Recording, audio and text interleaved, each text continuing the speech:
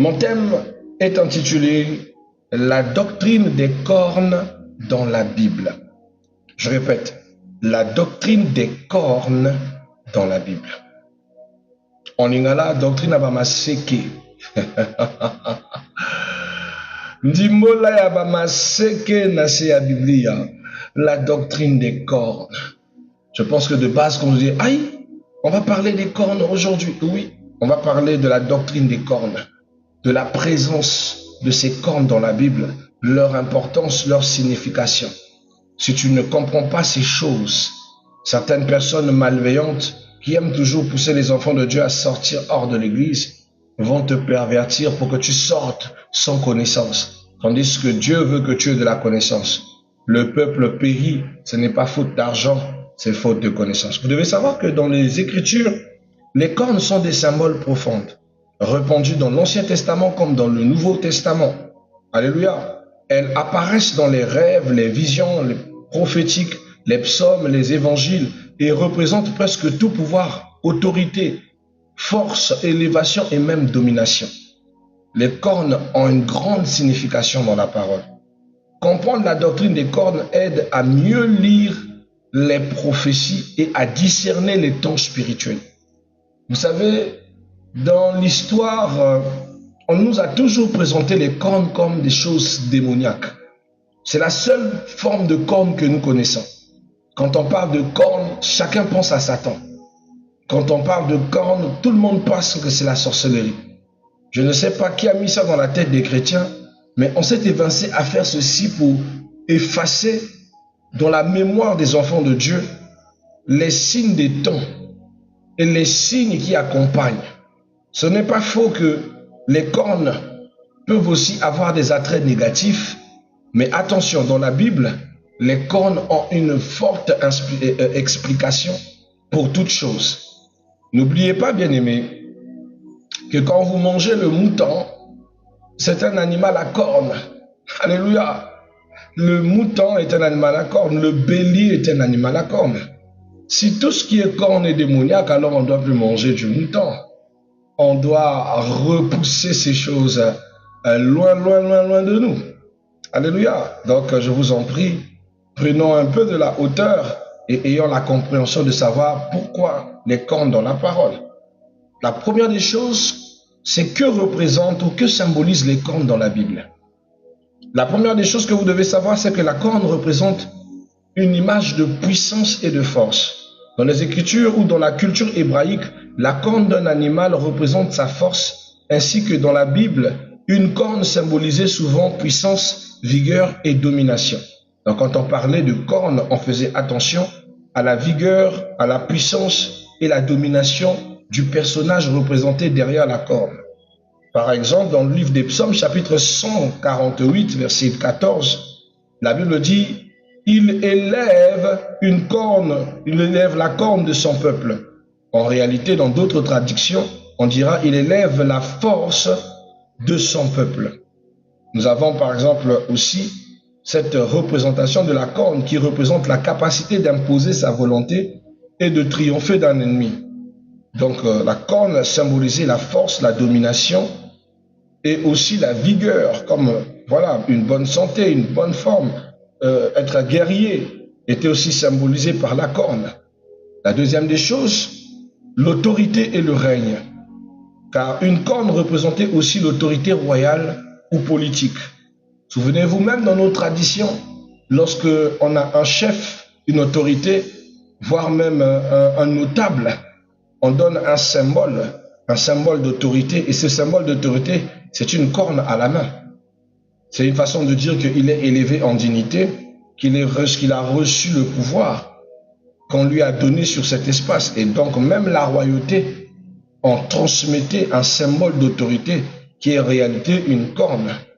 Donc, vous devez savoir que les rois sont parfois symbolisés par des cornes, telles que Daniel chapitre 7 et aussi Apocalypse chapitre 17. Un royaume égale une corne.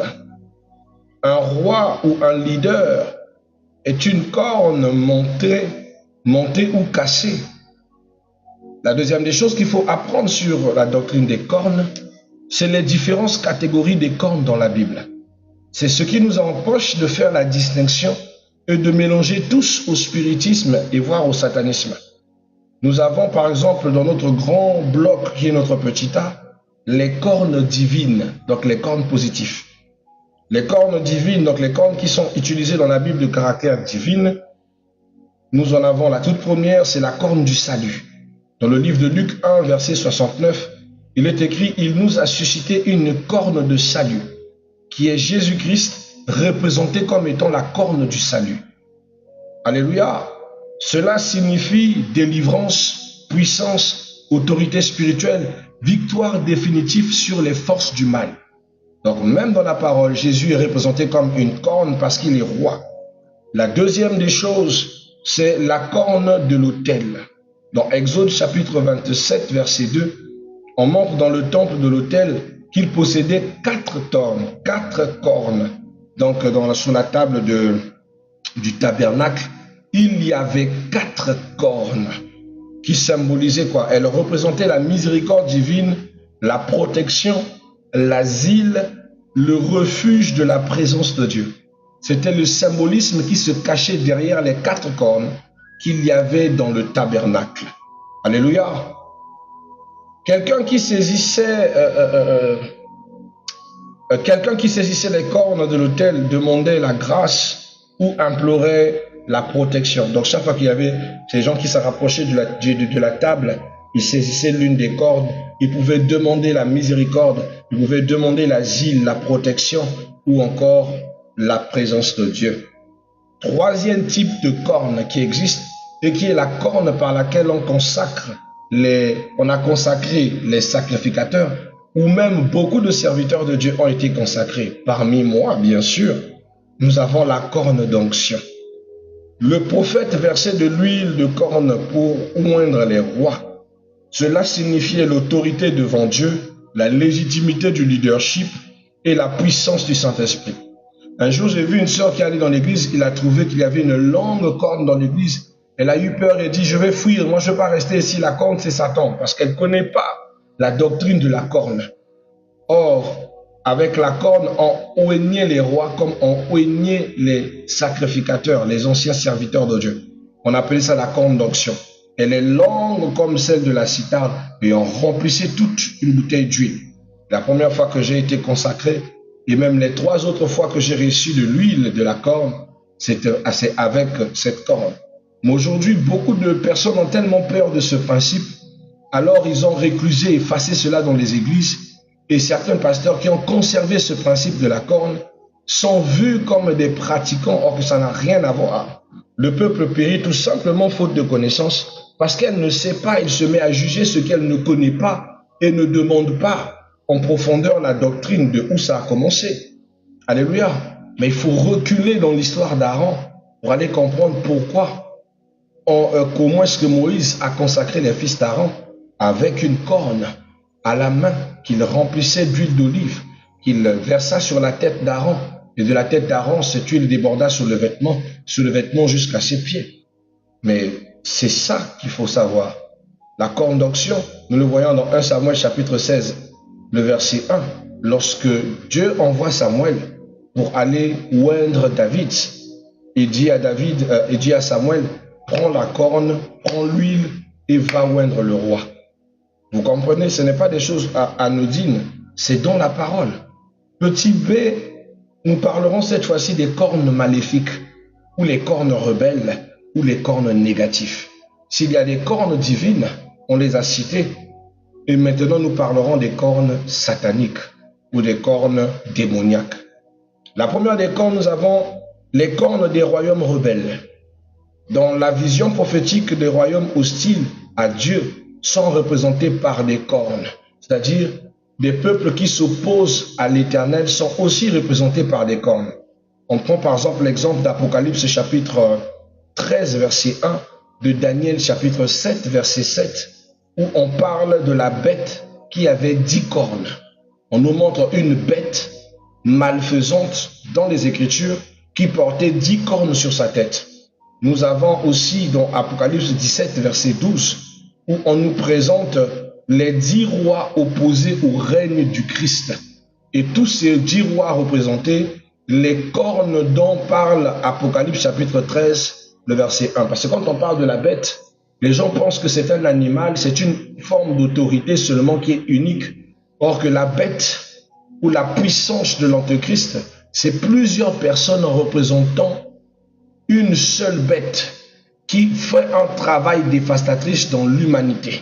Ce n'est pas qu'une seule identité, mais c'est plusieurs personnes, un collège, une unité puissante, une église malfaisante, une force satanique unie qui travaille pour la destruction. C'est à cause de ça que la bête comportait 10 têtes, 10 cornes et 10 têtes pour représenter les chefferies et les rois démoniaques, les rois sataniques qui travaillent sous le courroux du projet satanique du diable. Alléluia. Donc ce sont tous là des formes de personnes qui se proclament comme étant des vicarius filius Dei, c'est-à-dire des rois des derniers jours. Ces cornes symbolisaient la force politique pour dire que ce sont des personnes qui faisaient partie du système politique, des gouvernements rebelles qui ne veulent pas donner l'amour et la gentillesse à leur peuple, mais qui continuent à les conduire dans le sang versé, dans le sacrifice et plein de choses que je ne peux pas dire ici à cause de la sensibilité de monsieur TikTok, et des puissances démoniaques opérant derrière les nations. Ce sont le symbolisme que nous avons derrière les 10 cornes de la bête qui représentaient les 10 rois maudits de Apocalypse chapitre 17 verset 12. La deuxième type de cornes maléfiques sont appelées dans la parole la corne du blasphème, c'est-à-dire la corne de l'insulte envers Dieu. Daniel voit une petite corne qui parle avec arrogance. Dans le livre de Daniel chapitre 7 verset 8, Daniel observe une corne qui parle avec arrogance. Une petite corne, elle parla avec arrogance. Et cette corne disait qu'ils vont dominer la terre. Ils vont effacer le nom de Dieu. Ils vont prendre la place de Dieu, etc., etc. Une très belle histoire que je vous recommande de lire. Mais moi, à cause du temps, je vous laisse juste les références pour que vous vérifiez, que vous compreniez la véracité de ce que nous partageons. Alors, que représentait cette corne? Que représente la corne du blasphème? La corne du blasphème représente un leadership antéchristique. C'est-à-dire, elle nous annonce l'arrivée de l'antéchrist, elle nous annonce l'esprit de la rébellion, elle nous annonce le blasphème contre Dieu. Or, le blasphème contre Dieu, c'est quoi? C'est le péché contre le Saint-Esprit. Ce péché qui est le reniement de Jésus-Christ, le reniement de son œuvre et de son sacrifice, l'insulte compacte du sacrifice de Jésus-Christ. C'est ça le péché contre le Saint-Esprit, un péché qui est impardonnable, un péché dont les chrétiens nombreux sont ramenés à pouvoir tomber dedans. Vous voyez plein d'enfants de Dieu qui commencent à renier la mort de Jésus-Christ, renier son existence et son sacrifice dans leur vie et préférer acclamer leurs pratiques ancestraux. C'est un péché impardonnable. C'est un piège puissant. Si on ne vous l'explique pas, vous ne comprendrez pas pourquoi le diable est en train de passer envers certaines personnes pour soi-disant faire des éveils d'esprit qui ne sont pas des éveils, mais qui sont des motifs d'éloignement et de destruction totale de notre alliance avec Jésus. Ne tombez pas dans ce piège. Vous pouvez avoir un secousse sismique dans votre foi, mais le reniement du sacrifice de Jésus-Christ et de son impact sur votre vie est ce qu'on appelle le blasphème contre le Saint-Esprit, le blasphème contre Dieu, le seul péché impardonnable de la Bible. D'accord? Nous avons aussi une autre représentation de cette corne du blasphème qui est le contrôle religieux et politique. Dans leur optique, ces forces veulent dominer partout. Ils veulent diriger le monde, diriger le système politique, économique, monétaire et budgétaire. Donc ils doivent être partout. Voilà pourquoi maintenant ils s'immiscent un peu de tous les côtés pour posséder le monde et conduire les gens à l'erreur. La troisième type de corne maléfique, nous avons les cornes de l'ennemi spirituel. Dans Zacharie chapitre 1 verset 18 au verset 21, on montre quatre cornes dispersées en Israël qui symbolisaient l'oppression démoniaque. Mais Dieu envoie des artisans pour les briser. Dieu ne laisse jamais une corne de l'ennemi régner éternellement. Donc, des fois, vous êtes en train de dormir, Dieu vous montre, par exemple, il y a une corne qui vient vers vous. C'est un signe clair où il te parle qu'il y a une force ennemie, une force satanique qui veut s'en prendre à vous et à votre vie. Donc, voilà comment nous avons en deux formes la distinction qu'il y a entre une corne satanique et des cornes divines. Ça veut dire que ceux qui sont divines existent, comme ceux qui sont sataniques existent. Donc ne tombez pas dans le piège où on nous focalise juste que, voilà, tout ce qui est corne est satanique. C'est faux. C'est très faux. Très, très faux. Mais maintenant, la chose la plus importante, c'est comment discerner la signification d'une corne. Comment arriver à créer une bonne séparation, une distinction pour savoir si ce que nous sommes en train de voir par vision ou ce que nous savons devant nous est une corne divine. Il faut se poser les questions suivantes. Ce sont des questions qu'il faut se vous poser à vous. La corne est-elle associée à Dieu? Elle symbolise la bénédiction, l'autorité, le salut et l'élévation. C'est la question qu'il faut se poser. Est-ce qu'elle est associée à Dieu? La deuxième des choses, la corne est-elle associée à une bête ou un empire? Elle symbolise un moyen, un royaume, un système ou une puissance politique. Un jour, je rêvais, on me montre une corne venant de l'Europe et qui devait venir ici au Congo. Et qu'on devait bâtir une maison pour que la corne demeure. Ça, c'était avant qu'on nous emmène le corps des Brazza pour être mise dans un mausolée en plein centre-ville. L'Éternel me l'a montré comme une corne malfaisante qui venait de loin et qui était associée à une bête parce qu'il y avait une oppression satanique. Ça arrive. Par exemple, encore vous posez l'action de savoir, la corne parle-t-elle? Parce que nous avons cette image de cette corne parlante qui était arrogante dans la Bible et nous savions que c'est une corne maléfique. Alléluia. La corne parle-t-elle? C'est l'image d'un leader spirituel politique. Un jour, j'étais en train de méditer et je vois une corne qui est en train de jacasser. Mais après, la corne est tombée. On nous dit, elle est tombée, la corne est tombée. La corne est tombée. Une grande autorité ici en Afrique, qui était un président de République, qui était décédé. Donc, la corne peut symboliser aussi une autorité compétente. La corne est-elle brisée? Ce sont des questions qu'il faut se poser. C'est la chute d'une autorité, la fin d'un règne ou d'un jugement. Donc, quand vous remarquez par exemple que vous faites un songe où vous voyez la corne tomber, bien aimé, c'est la chute d'un règne, d'un système, voire même d'un gouvernement. C'était des signes assez tactiques pour essayer de comprendre ces différents types de cornes. Mais en résumé, vous devez savoir que dans les types de cornes, nous avons par exemple la corne du salut, qui est une corne divine, qui représente Jésus et la délivrance. La corne de l'autel, qui représente protection et refuge. La corne d'onction, qui représente la légitimité et l'appel. La corne des bêtes, qui représente l'empire puissante et la puissance mondiale. La petite corne qui représente l'antéchrist et le faux prophète. La corne brisée qui représente le jugement de Dieu. Et la corne exaltée qui signifie l'élévation divine. Alléluia. Donc ce que vous devez faire avec soi, c'est de retirer certaines peurs. Parce que vous ne devez pas avoir peur de toutes choses dans la spiritualité. Vous devez savoir ce qui appartient à Dieu et ce qui n'appartient pas à Dieu. Donc commencez à ne plus craindre les cornes des ennemis, car Dieu brise les cornes qui s'opposent à ton destin. Vous devez savoir que Dieu veut élever aussi ta corne, parce que toi aussi tu en possèdes. Et on va me dire, papa, comment j'en possède? Mais c'est normal. Si tu es fils de Jésus-Christ, c'est que tu portes bien les marques de ton maître. Je vais m'expliquer. Je vais vous montrer une image de Jésus dans l'Apocalypse, une image qui va peut-être vous scandaliser ou pas. On nous montre la bête dans la Bible, on dit qu'il a 10 cornes. Moi, je vais te montrer Jésus dans la Bible, mais lui aussi portant des cornes.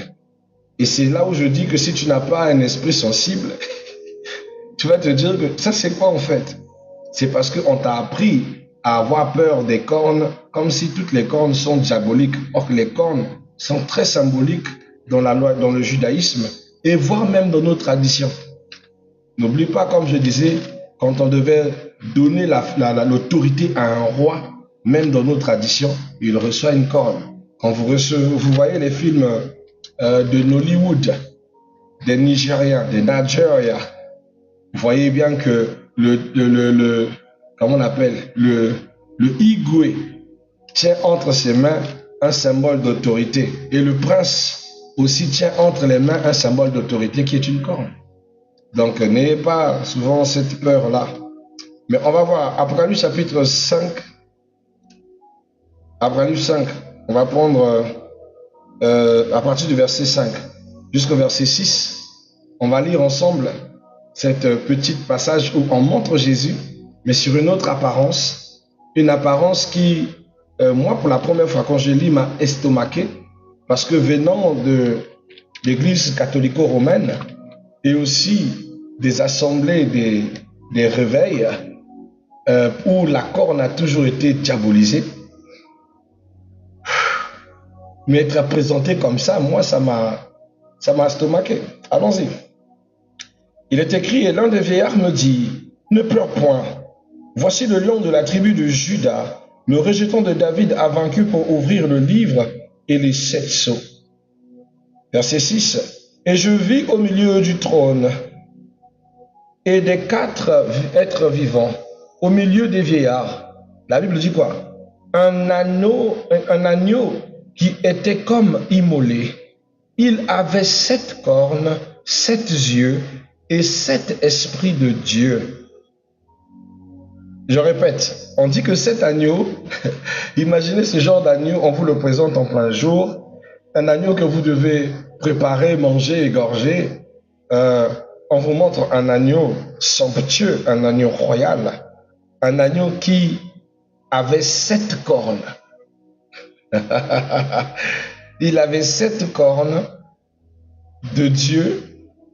Alléluia. 7 cornes, 7 yeux. Qui sont les 7 esprits de Dieu? On précise bien que les 7 cornes et les 7 yeux représentaient les 7 esprits de Dieu que l'agneau a reçus, car c'était les esprits de Dieu qui étaient dispersés sur la terre.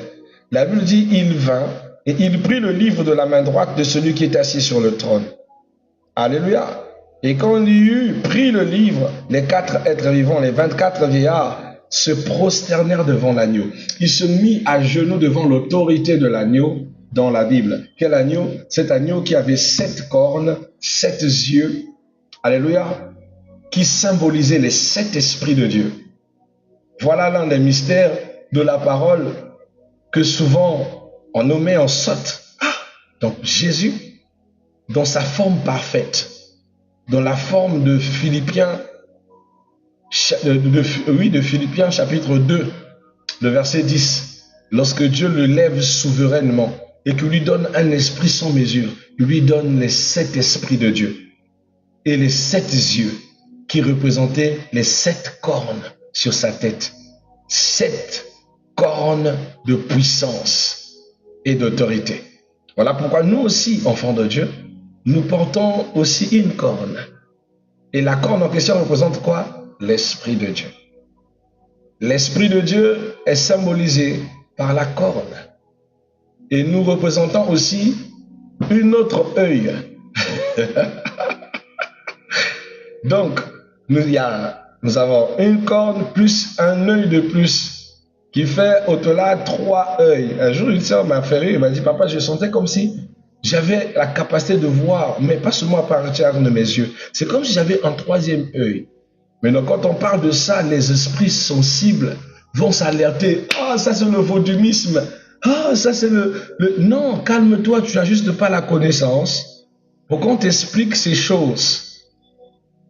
Ah non, je ne parle pas de toi, Darcy. Mais là, au moins, tu te retrouves pour comprendre que ce n'est pas du satanisme. En réalité, l'œil pour voir les esprits, ce n'est pas les 2 œils que nous avons devant là. L'œil qui nous donne pour la projection dans la spiritualité est l'œil qui descend par l'Esprit de Dieu. Et l'Esprit de Dieu, quand il vient sur nous, nous possédons non seulement une corne, mais aussi un œil ouvert. Et à la différence Pour nous autres, moi qui suis loin par Christ, le jour où je reçois la corne, parce que moi j'en ai pas reçu qu'une seule, j'ai reçu 3 fois la corne. Ça veut dire que, au-delà de l'Esprit de Dieu, j'ai reçu 3 fois la corne. Alors, allez-y compter le nombre des yeux. C'est compliqué. Alors, si tu parles de ces choses avec quelqu'un qui n'est pas assis dans les Écritures, il va paniquer. Il va te dire, voilà encore un autre sorcier. Voilà pourquoi il est bizarre. Or, il n'y a pas de bizarrerie. Quand on n'ouvre pas les Écritures, alors on trouve que certaines choses ont d'augure démoniaque. Vous devez comprendre que le diable est le plus grand copieur. Il n'y a rien que Satan n'a pas copié chez Dieu. Il a vu la disposition des cornes, lui aussi il met les cornes. Mais ces cornes à lui n'ont pas le même sens ni les mêmes valeurs que pour nous dans la parole.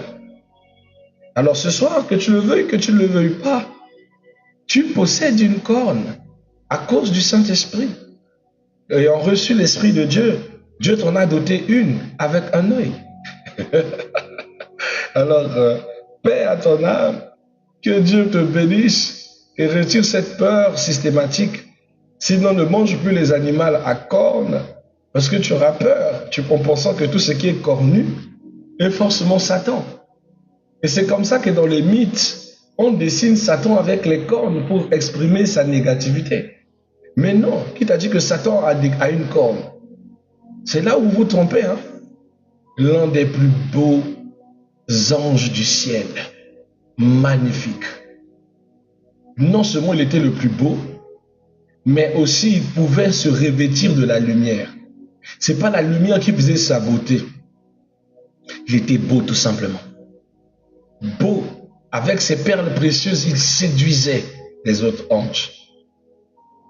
Vous comprenez? Dans la Bible, dans l'histoire contemporaine, on nous montre une photo que j'ai toujours détestée. Vous savez, vous connaissez la photo de l'ange, de l'archange Michael et de Satan que nous projettent les livres de Saint Michel, où l'ange est blanc et Satan avec les cornes est noir. C'est une image coloniale qui n'a rien à voir avec les récits de la parole de Dieu. Ah non, où on montre un ange blanc. Donc c'est le blanc qui est l'ange. Et le noir, ben, c'est Satan. Alors, ça n'a rien à voir. Et on ajoute des cornes. Aujourd'hui, quand on te montre une image de Satan, on le montre avec des cornes sur la tête. Or, c'est faux. Il peut être au milieu de vous avec toute sa beauté, tu ne sauras pas. Tu peux même l'épouser, une très belle femme, mais c'est lui. Tu peux même l'épouser, un beau garçon, beau gosse. Oh, il est sale, Satan reste dans la saleté. Retirez-moi ces stéréotypes. C'est faux. C'est faux et usage de faux. Si vous pouvez porter plainte contre vous. C'est quelqu'un qui aime la luxure, qui aime la gloire, qui aime la propreté. Ne confondez pas les petits esprits malins, parce qu'il y a des esprits malins qui demeurent dans la saleté, et le coller à Satan. C'est faux. Est-ce que vous voyez ces agents, ces adeptes? Ils sont toujours prestigieux, gouvernement, haute classe, chef, direction de pays. Ils vivent toujours dans la fortune. Ils sont toujours dans les grandes choses. Ça, c'est Satan. Il ne fait jamais les choses à petit moitié. Il est toujours dans les hautes gloires, les hautes sphères, dans le luxe. Lui, il aime tout ce qui brille parce qu'il se correspond à un ange de lumière, mais il ne l'est pas. Maintenant, vous le cherchez dans la saleté. Vous le cherchez dans la bassesse. Qui vous a dit ça? Qui a enseigné ça à l'église? Vous voyez? À un moment, éteignons un peu nos télés, ouvrons la Bible pour mieux comprendre certaines choses. Ça va nous inviter de vivre dans le stéréotype de forme. Alors, c'est toi, tu vas rencontrer un homme qui est sombre et qui n'a pas trop d'éclat lié à la coloration. Bon, non, c'est Satan. Un jour, le frère Lord Mbongo, le pasteur Lord a reçu un grand problème parce que il disait aux gens, si tu es sombre, tu ne peux pas épouser un frère sombre. Sinon, vous allez mettre au monde des enfants qui vont ressembler au séjour des morts. C'était méchant. Et ça a valu des critiques, hein. On l'a pas raté dans les réseaux sociaux ce moment-là. Comment pouvait-il envisager que le séjour des morts était sombre? Ah non. Le séjour des morts est un lieu très lumineux. C'est ça le problème avec les chrétiens, toujours dans les stéréotypes. Le séjour des morts est un lieu très lumineux. C'est un lieu apaisant. C'est un lieu calme. C'est un lieu... Non, non, non, non. Pour l'avoir vu, c'est apaisant. C'est un lieu où tu sens que vous êtes là, vous êtes dans une autre dimension. Donc, je vous en prie. Tout à fait, on avait arrêté son concert à Paris. Oui, à cause de ça. Voilà, mes chers bien-aimés, je vous en prie, mes bien-aimés, ne tombez pas dans ce genre de pièges et ne jugez pas les choses sans la lumière des Écritures. L'Écriture est là pour vous permettre de savoir ce qui est de Dieu et ce qui ne l'est pas.